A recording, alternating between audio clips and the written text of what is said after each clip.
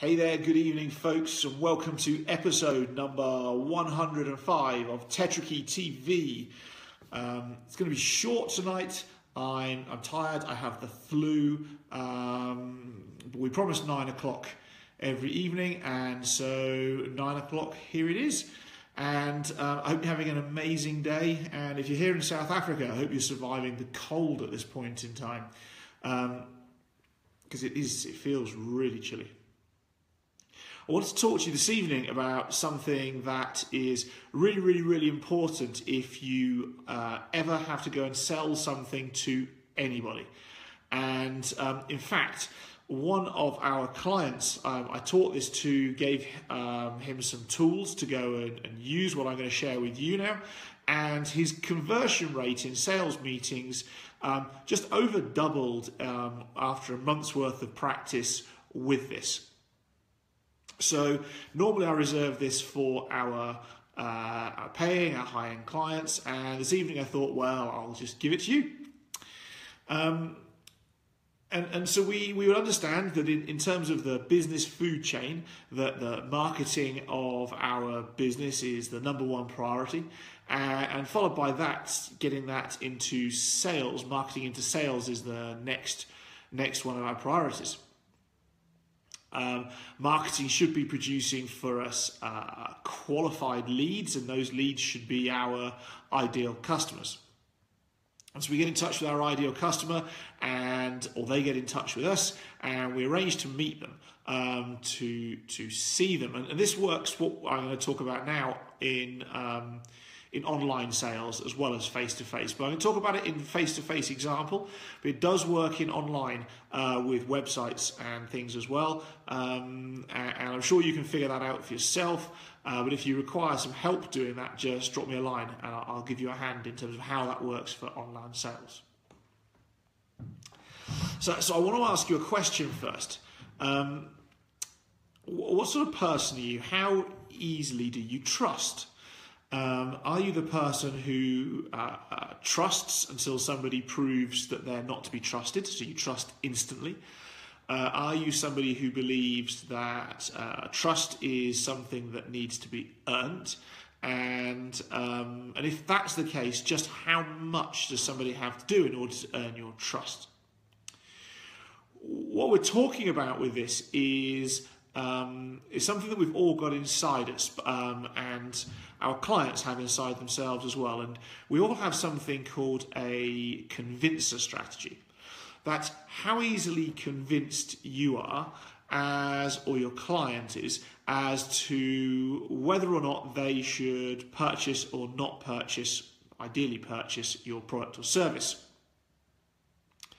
And in general terms, there's 4 layers of convincer strategy, and everybody, generally speaking, falls into one of these 4 layers.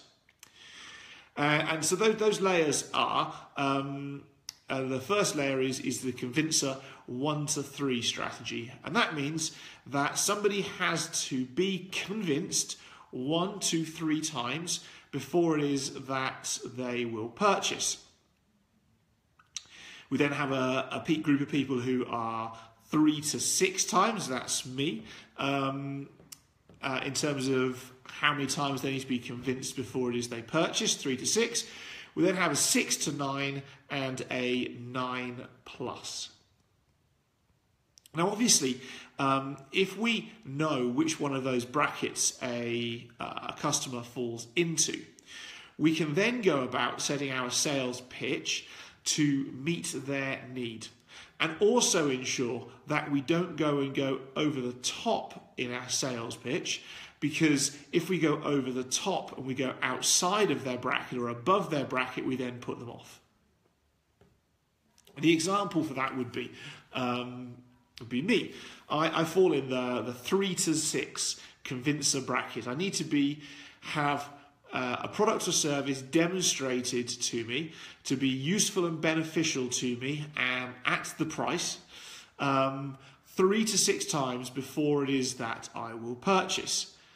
That's great. However, if you go on to trying to convince me to number 7 times or 8 times, you'll put me off. I just won't be interested. Whereas if you try and under-convince me, so let's just say you try twice and ask for the sale, then yet again, I'm not convinced enough at that point in time, and I simply won't purchase. And so how do we go and work this out in our clients? Because it's of critical importance. It's the way of working out how easy it is to convince them, how many times we're going to have to convince them, how many times are too few and how many times are too many. And we can do this in all sorts of ways. But one of the first things we should do in any sales meetings is to spend a period of time gaining some rapport with our client. Or potential clients. And rapport is a process of likefulness. Me liking you, you liking me, us all understanding each other, getting to know each other, feeling comfortable in each other's presence. And often we use that rapport process in a meeting as idle chit-chat that has maybe some purpose, but doesn't get... it isn't as purposeful as it could be. You see, we can use that rapport building time in a meeting to work out what somebody's convincer strategy is. How many times are you going to have to convince them before it is they will purchase? So how do we go about doing that? Well, we can ask some gentle and subtle questions. So we could pick if they've got a particularly nice thing that they're wearing or got with them. So that's nice. Or when did you buy that? How long did it take you to buy that, and how much research did you do?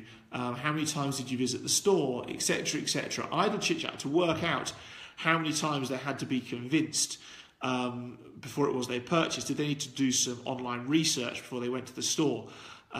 So on and so forth. We also can ask them about what research it is that they've done prior to meeting with us today. You see, because if somebody has got a 3 to 6, we'll use that convincer strategy. That means they've got to be convinced 3 to 6 times before they purchase, and they've spent 2.5 hours doing a whole bunch of Google research, and they've called a couple of our clients or whoever it may be prior to meeting us. Well, they've already filled a lot of their convincers up, and maybe they just need us to demonstrate it twice to them, and then they're at, let's say, 4, and they're in that bracket.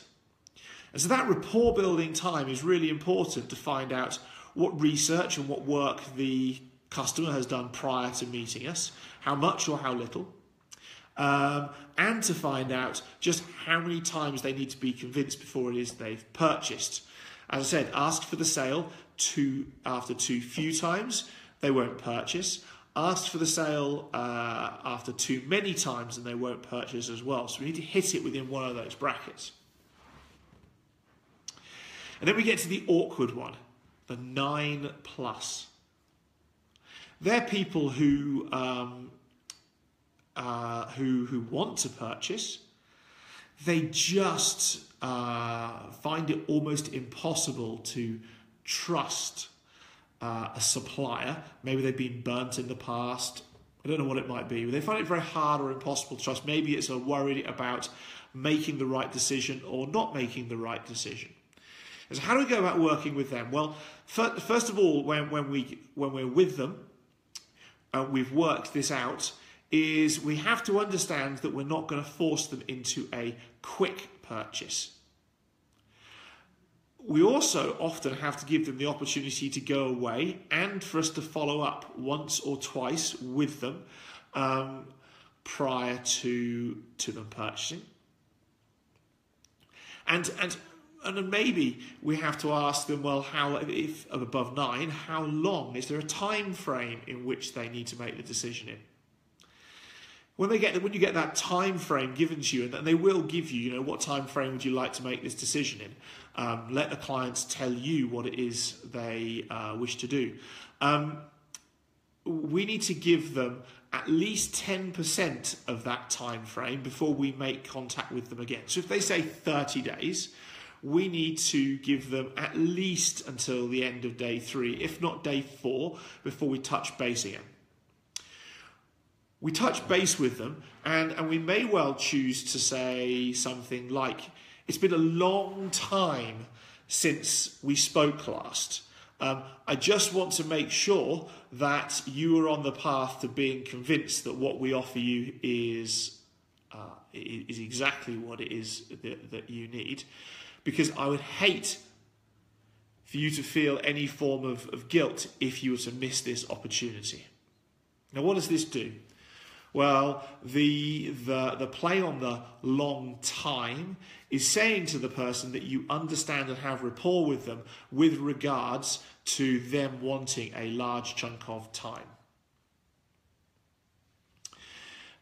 And then we start playing with the feel. And because they are feeling like they may make a wrong choice, we have to take them to a place where they realise that making no choice may well end up being just as bad an experience as making the choice. And so all of these are then feel-based things. So there's a top tip. So give them at least 10% time and then get them considering how not making the decision may well be, or not making the purchase may well be just as bad a decision as not making it. So let's play with that, and then let them guide you again.